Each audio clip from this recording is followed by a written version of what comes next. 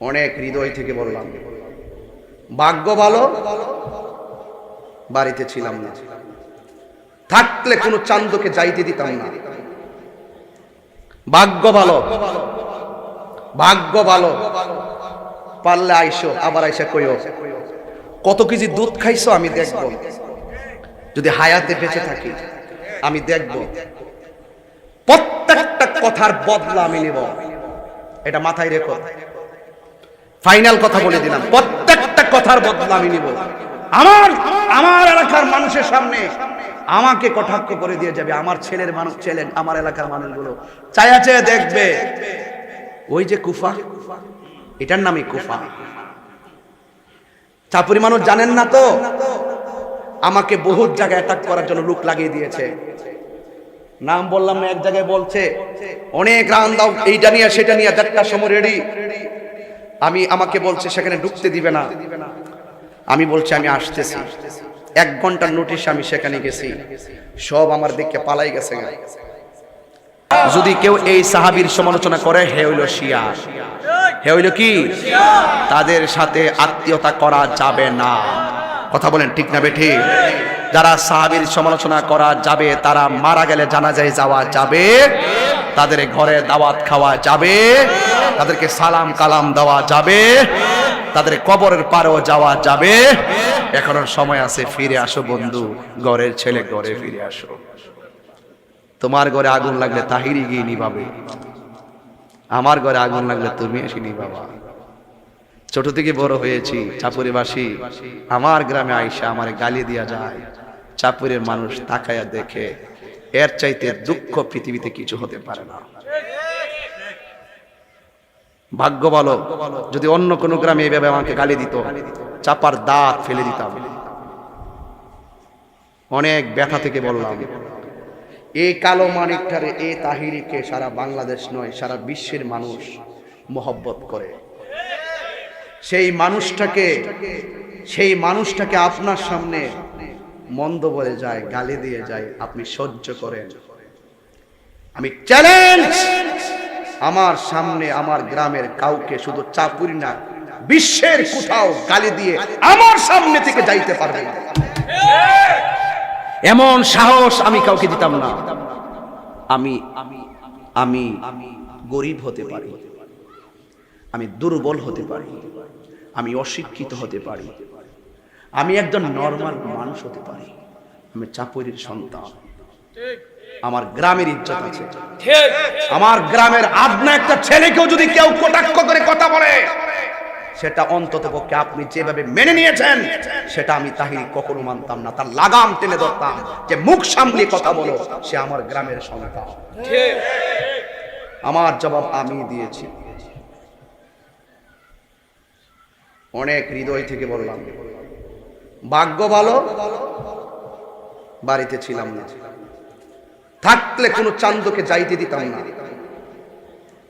ভাগ্য ভালো, ভাগ্য ভালো, পারলে আইসো, আবার আইসা কইও কত কেজি দুধ খাইছো আমি দেখব, যদি হায়াতে বেঁচে থাকি আমি দেখব, প্রত্যেকটা কথার বদলা আমি নেব।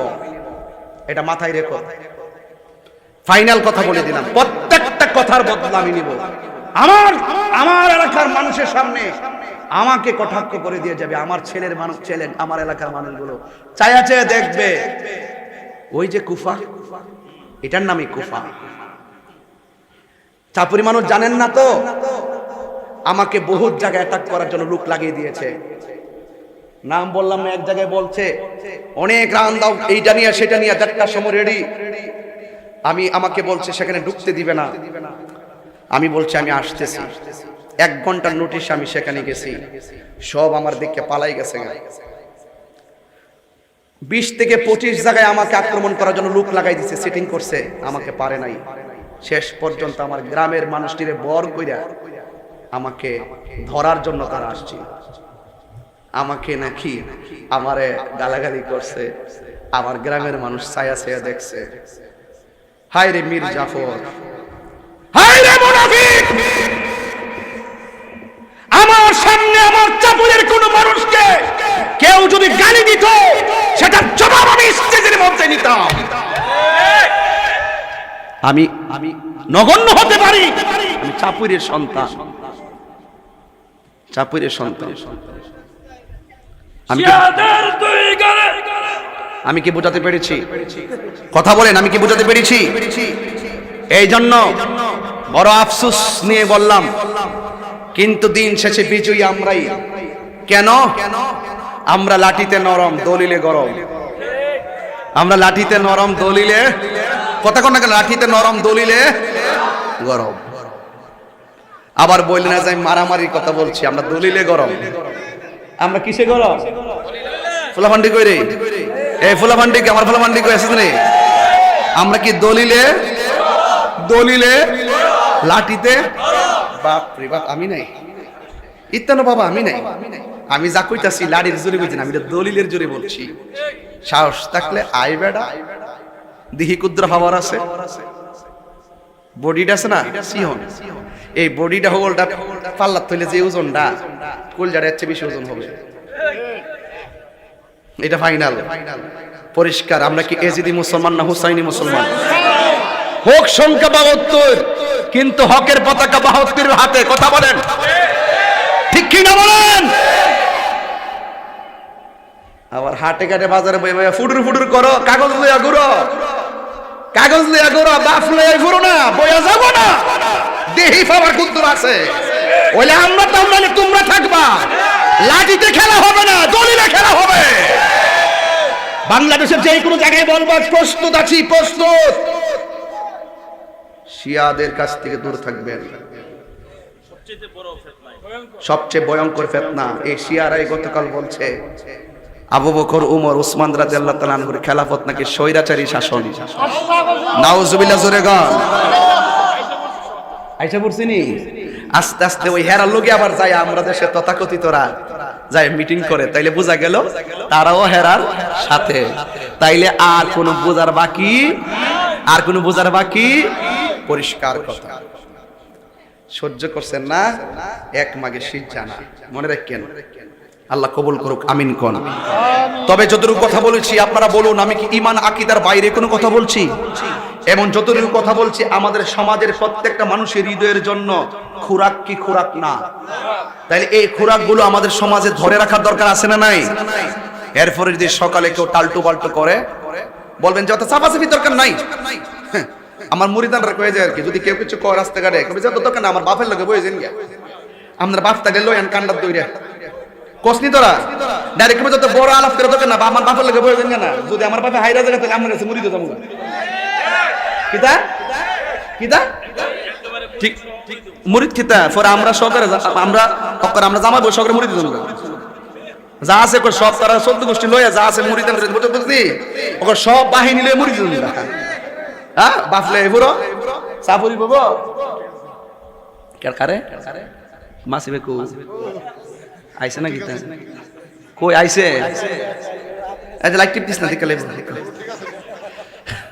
তাইরে তো সালাক বাতাসটা দেখে বইছে, বাতাসটা দেখে বইছে। তবে কি আমি কি বুঝাইতে পারছি?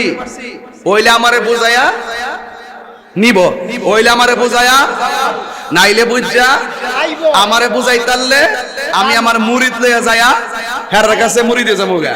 কারণ হেরো কথা তো যে হেরা যদি হারে আমরা লগে আমার কাছে মুরিদ লাগবে না, হারি লাই নাইলি চল। কথা কোন ঠিক না বেটি? আর ফির মুরিদে আমার ব্যবসা না, ফির মুরিদে আমার ব্যবসা না, ঠিক আছে? যেই মুরিদান হইছে এটি আইন না খাওয়া লাগতো না। যদি মনে করে একটা বছরে ৩৬৮ দিন লিস্ট করি, ও করে পুরা ৩ বেলা করে খাওয়ানো করে সারা জীবনই রেডি, এক বেলা করে তালিকা করবো পরে সব নাম এমনি এমনি গায়ে পড়ুন, ঠিক আছে কিনা? বুঝে না, এটা আমার ব্যবসা না যে টেহা পয়সা হয়ে যাবো গা। ওই টেহা পয়সা হইলে ১০ তলা বিল্ডিং ২০ তলা বিল্ডিং হয়ে গেলে গা, এরপরে যায় আমার আকীদারা ওই তলে আর তোমার কাম আমার লাগতো না। তোমার কাম আমার যে তোমার থেকে নিয়ে ইচ্ছা মতো বানাইলাম, তখন আর তোমার কাম লাগতো না। তখন কিতা করো, আরেক জায়গা থেকে ডলার ফাইলে হে বেটার গান গামত তোমার লাতি মেরে বাড়ি করে দিন, কিনলে গিয়া তোমার তো যা নেওয়ার নিচে গে আর তোমার দরকার। এই হইলো তথাকথিত শিয়ার আর আলামত। আর আমি যে আমলে কথা শুরু করছি ডেঞ্জারাস সময় শুরু করছি, এখন কেবল আমার উঠতি বয়স, আমার শত্রুর অভাব নাই। ঘরে ঘরে চতুর্পাশে আমার শত্রু লাগাই দিছে, বাইরে বাইরে শত্রু, গড়তে বাড়িতে শত্রু, সিনার শত্রু, সাপুরি শত্রু, ডাইনে বামে সব দিক দিয়ে লাগাই দিছে শিয়ার গোষ্ঠীরা। একার চতুর্পাশে দোকান ফাটে বইয়া বইয়া কুটুর কুটুর কুটুর ফুটুর ফুটুর ফুটুর মুনাফিকের গোষ্ঠী। কথা কোন ঠিক না বেঠে? সাহস থাকলে বেটা তাইরি সামনে না কইবে পিছে পিছে পুটুর পুটুর করে শিয়ার গোষ্ঠী তার বাপ লয়ে বল আইনা সিনারি বল নালে সাফু দিব নালে খেওয়াইব যেখানে বসে সেখানে যাবো নতি লয়ে গরো নতি নক্তা লয়ে গরো নিজের নিজের ঈমানের দলিলের খবর নাই দালালির দলিল লয়ে গরো কথা কোন ঠিক না বেঠে আমি কি বুঝাতে পেরেছি আমি কি বুঝাতে পেরেছি আজকে থেকে ওয়াদা এখানে যারা এসেছো কোন সাহাবীর সমালোচনা করা যাবে কোন সাহাবীর সমালোচনা করা যাবে যাবে না এইজন্য আবু বকর সিদ্দিক রাদিয়াল্লাহু তাআলা থেকে শুরু করে হযরত আমির মুয়াবিয়া রাদিয়াল্লাহু তাআলা পর্যন্ত সবাই কি ছিলেন আর যারা সবাই কি ছিলেন যেই কোন সাহাবীর সমালোচনা যে করব সেই কি সুন্নি না শিয়া শিয়ারা হইলো জাহান্নামের কুত্তা শিয়ারা কি খারিজিরা শিয়ারা জাহান্নামের এই কুত্তাদের সাথে আমাদের কোনো সম্পর্ক নাই পারলে দলিলটা উল্টাই লাইও দলিলে শক্ত ইসলাম দলিলে লাড়িতে তোরে উফরে পড়লে শেষ এটি হিসাব এটা কি হিসাব আর কোনো কথা নাই ঈমান আকীদার যুদ্ধে যে শহীদ হয় এদের সম্মান কি বাড়ে না কমে